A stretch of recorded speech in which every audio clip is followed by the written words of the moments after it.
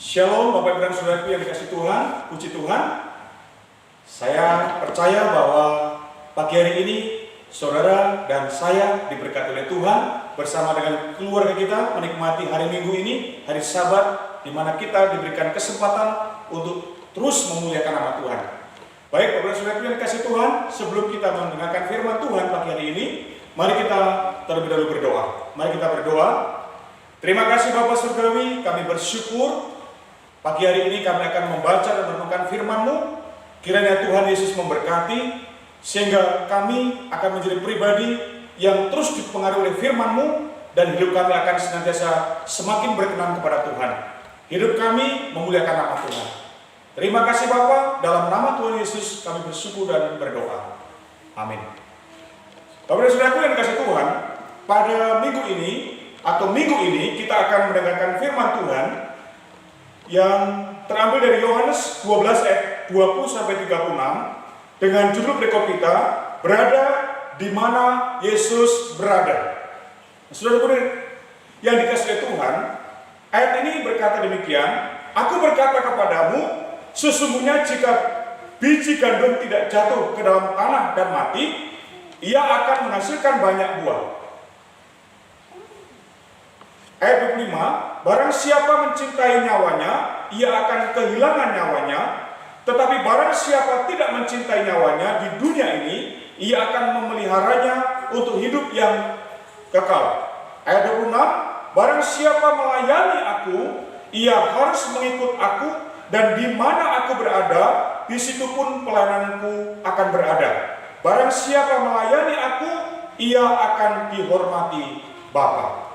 Sidang jemaat yang dikasihi Tuhan, keberadaan kita saat ini dan di tempat ini serta mengerjakan sesuatu kita saat ini sebagai pengikut Kristus tentu dengan alasan karena Tuhan, karena Kristus. Jadi saudara dan saya sekarang ada dan di mana kita ada hari ini dan apa yang kita kerjakan dan di mana kita dipercayakan oleh Tuhan, disitulah kita punya alasan itu karena Tuhan. Apakah saudara jadi suami, atau jadi istri, jadi anak, atau saudara bekerja di mana, atau saudara sedang mengerjakan apapun, itu alasan yang paling tepat kita sampaikan karena Tuhan. Nah, saudaraku yang dikasihi Tuhan, kitab Roma 11 ayat 36 tertulis demikian, sebab segala sesuatu adalah dari Dia dan oleh Dia dan kepada Dia, bagi Dialah kemuliaan sampai selama-lamanya. Keberadaan pengikut Kristus dimanapun tentu hanya satu tujuan utama dan yang paling penting, yaitu hidup untuk melayani Tuhan. Seluruh tujuan hidup yang lain harus berisi atau bernilai pelayanan.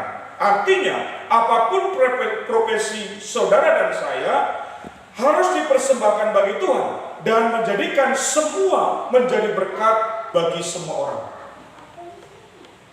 Saudara-saudaraku yang dikasihi Tuhan, inilah pengertian yang harus kita pahami, bahwa keberadaan saudara hari ini dan apapun profesi saudara dan siapapun saudara hari ini, tujuan yang paling penting dan utama adalah saudara harus dipersembahkan bagi Tuhan dan saudara ada karena Tuhan. Nah, sidang jemaat yang dikasihi Tuhan, Yohanes 12 ayat 20-36 merupakan penjelasan tentang peristiwa kematian Yesus dan bagaimana kelanjutan misi pelayanan bagi manusia diteruskan oleh pengikutnya. Tuhan Yesus menegaskan bahwa selama para pengikutnya bersama dengan Dia, maka pelayanan itu ada dan terus dikerjakan. Tetapi ketika nanti Tuhan Yesus tidak lagi bersama lagi dengan mereka, Tuhan Yesus memerintahkan supaya pelayanan itu tetap dikerjakan. Yesus menegaskan kepada para murid bahwa ketika Yesus bersama dengan mereka dan Yesus akan meninggalkan mereka, itu sangat ditentukan oleh ketika mereka bersama dengan Yesus, maka pelayanan itu ada. Ketika Yesus tidak bersama dengan mereka secara jasmani, seharusnya pelayanan itu tetap ada. Itu artinya bahwa ketika saudara melayani di bumi ini dan sekarang ini, itu membuktikan bahwa kehadiran Yesus ada dalam kehidupan saudara. Di mana saudara melayani Tuhan, di mana saudara menjadi berkat, dimanapun saudara memuliakan nama Tuhan, disitulah Yesus ada dan melayani bersama dengan saudara. Karena itu Bapak Ibu dan Saudara yang dikasihi Tuhan, itulah pesan penting yang kita dengar pada pagi hari ini. Mari kita melayani Tuhan. Mari kita hidup melayani Tuhan, mengerjakan pekerjaan Tuhan. Bagaimana dengan kita saat ini yang mengakui sebagai pengikut Kristus? Apakah kita sampai hari ini melayani Tuhan atau berhenti melayani karena dengan banyak alasan? Apakah kita begitu sibuknya mencari makan, minum, dan harta sampai kita tidak melayani Tuhan? Alasan jika tidak bekerja maka kita tidak makan dan kita akan mati. Atau begitu sombongnya kita dengan mengatakan, untuk apa melayani Tuhan? Melayani bukan urusan saya, itu urusan hamba Tuhan dan majelis gereja. Atau kita yang dengan banyaknya masalah hidup sehingga hati dan pikiran kita kalut, pusing, dan bahkan mungkin kita marah dengan keadaan sehingga tidak bisa kita melayani Tuhan. Apakah alasan-alasan itu sehingga kita tidak melayani Tuhan? Padahal sebenarnya tujuan hidup kita di dunia ini adalah hidup melayani Tuhan. Dan ketika kita melayani Tuhan, disitulah Yesus ada bersama-sama dengan kita. Maka saudara-saudara yang dikasihi Tuhan, saya melihat ada keprihatinan dalam pelayanan yang kita kerjakan sebagai hamba Tuhan. Terkadang banyak orang yang tidak melayani lagi. Hidupnya hanya untuk makan, minum, tidur, bekerja, dan mereka tidak melayani Tuhan lagi. Tidak jadi berkat. Saya yakin bahwa ketika saudara dan saya berada di rumah kita masing-masing dan tetangga kanan kiri kita tidak suka dengan kita, oleh karena kita tidak baik atau tidak jadi berkat buat mereka, kita sombong mungkin, atau perkataan-perkataan kita tidak jadi berkat bagi orang lain, maka saudara dan saya tidak melayani Tuhan. Maka saudara hidup tidak jadi berkat bagi orang lain, maka hasilnya adalah saya dalam konteks pembacaan kita bahwa seharusnya di mana kita melayani Tuhan, di situ Tuhan ada. Maka kalau kita tidak melayani Tuhan, apakah Yesus ada bersama dengan saudara? Nah, karena itu saudara dan saya harus menjadi berkat. Karena itu saudara, mari kita menetapkan hati dengan mendasari hidup melalui kebenaran firman Tuhan pada pagi hari ini, bahwa saudara dan saya harus melayani Tuhan dengan karunia yang saudara miliki, pekerjaan yang saudara geluti. Yang Tuhan mau adalah apapun yang saudara kerjakan, menjadikan orang lain diberkati, orang lain menjadi diberkati. Itulah tujuan hidup saudara.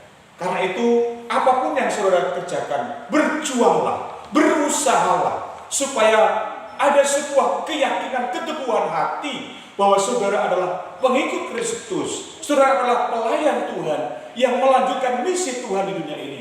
Yesus secara fisik tidak lagi bersama-sama dengan kita, maka pelayanan, misi, pekerjaan tetap kita kerjakan sampai Tuhan Yesus datang. Karena itu Bapak Saudara yang dikasihi Tuhan, selamat berjuang. Kiranya Tuhan memberkati saudara dan saya.